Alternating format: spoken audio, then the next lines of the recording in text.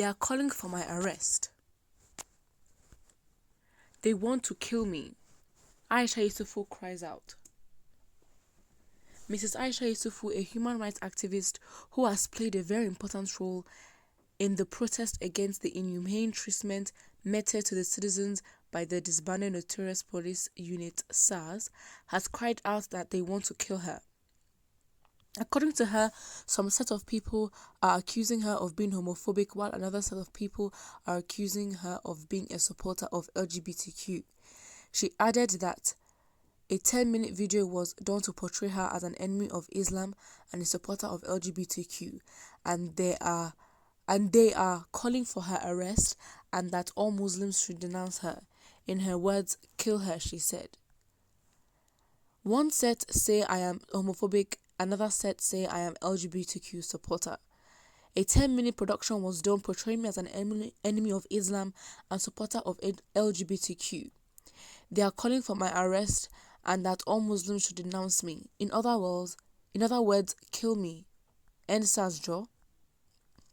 One of those who reacted to her post said, "You're definitely doing something right. You know these people and I know you will counter this smoothly."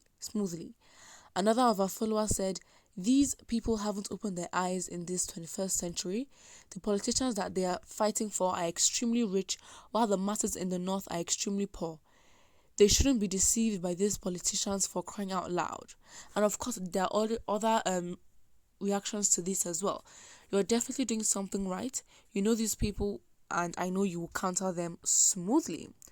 Well, the first opinion here says you need to be killed. And again, I'm going to keep saying this in every video. If you're going to come here and start making stupid statements, you can't be surprised when you get a reaction and then you get offended by it. Well, of course, this person got so much backlash, and the first person asks, but why? What has she done wrong? Someone said this one or there, uneducated mumu. Please, don't think when you've killed the spirit doesn't die. The thing is, they're trying their best to sow seeds of discord, and they've been doing that for years and years, and they've seen that it has been working, and now this time it is not going to work because they've studied us and they feel like they can play us, but at this time they cannot play us. Of course, Aisha Yesufu is a threat. Of course, she's a woman leading this, and you know how the misogynistic men are in this places of power. Seeing a black woman so strong leading this campaign, they're all very, very scared. Someone says the day you touch Aisha is the day this nation will end. As a matter of fact, Aisha 2023 on post. Another person says kindly relocate to Lagos. Wow, and this person says they're supposed to rape and kill you again. That's the thing. Is it because she's a woman? Because if it was a man that's leading this, would you say they should go rape the person? Absolutely not. And again, they're just threatened. It's just threatening to see that this woman is leading a lot of people to be enlightened.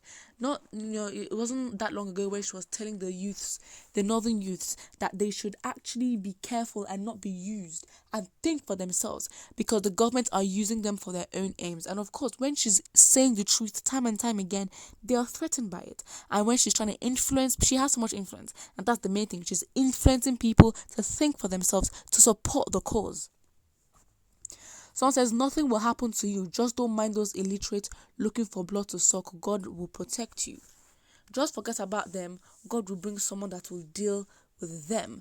The thing is, Aisha, she's already made a name for herself. Everybody knows her internationally and locally. So if anything should happen to her, we know who the prime suspects are, and they cannot lie to us. If not for social media, for example, Shanwali is saying that there was actually no deaths, but then we saw somebody die on live, and so many other deaths as well. So again, she is literally protected because she's already made a name for herself online and offline as well, also internationally. So nothing will happen to her, and if anything should happen to her, you can't be surprised if there's a riot or if there's even more protest. She's got a name for herself, and you will know the Nigerian government will be questioned thoroughly.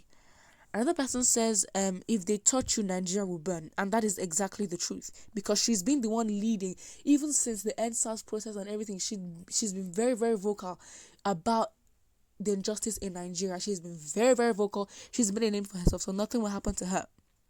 And of course, there are a couple of senseless people who who don't think for themselves, and of course are the zombies. The fella song that says zombie or zombie.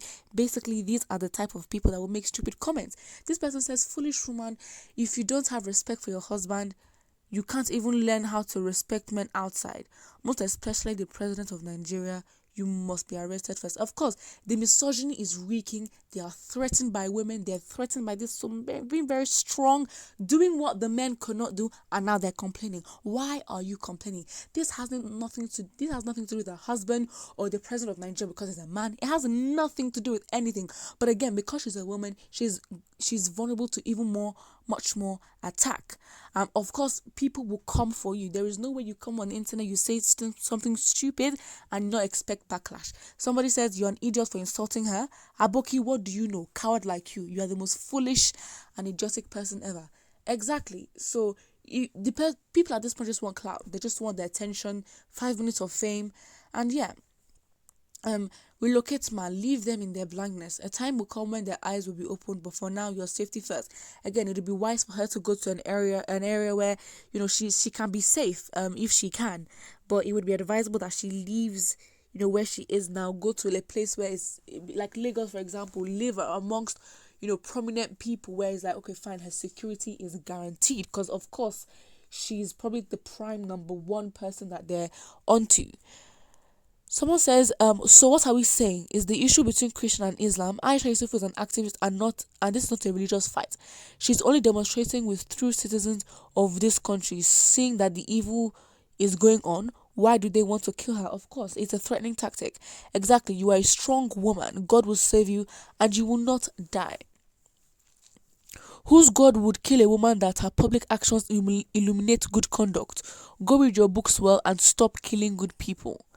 Their plans will never make a stand. Don't worry. Of course, she's definitely protected. And again, she's been, even before everyone came to protest, she's been there.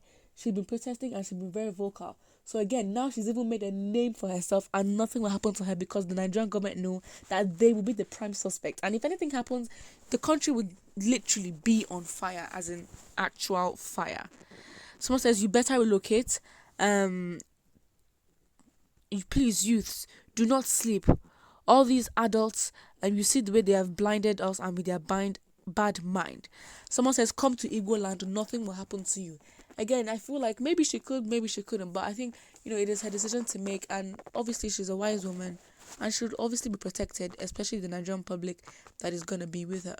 Well, put what you think about this in the comment section below, and do not forget to like and subscribe.